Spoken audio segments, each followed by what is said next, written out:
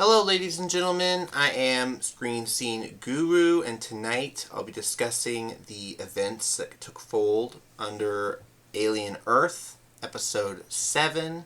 This was titled Emergency, or Emergence. Really interesting episode here. An escape plan is hatched, leading to a breaking of factions, betrayals, and a shocking confrontation. So very interesting stuff here. We follow along with the story of last week's episode. We did see the scientist impregnated with the facehugger, and one of the children, of course, smuggling his body out of the lab after basically all the creatures got unleashed. We did see a bit of a cleanup crew come into Prodigy and contain the flies that are spitting out acid that destroy metal.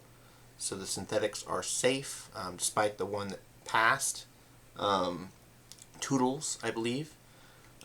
We did get to see Wendy come into the laboratory and see Toodles' body, and she was kind of shocked that they do in fact can die. After they had promised the children they were basically perfect.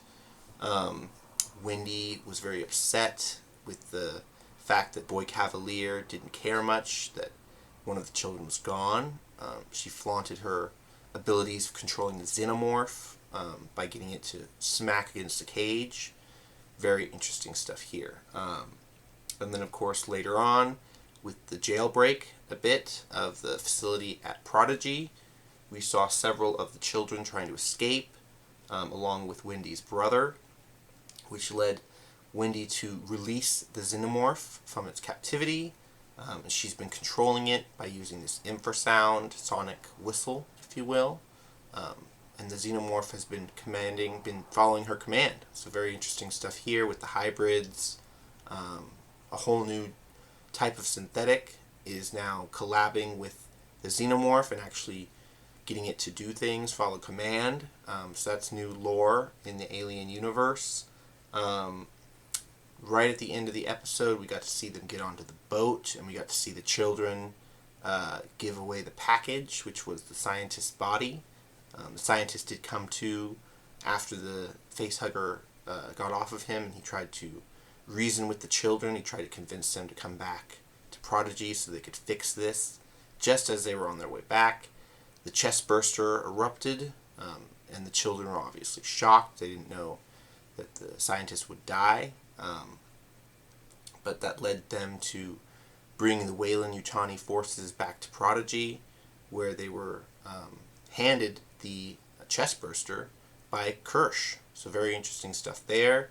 And of course, these collabing companies, these collabing corporate titans trying to get this specimen. I did think it was interesting with the Oculocus, the eye that's still in the sheep.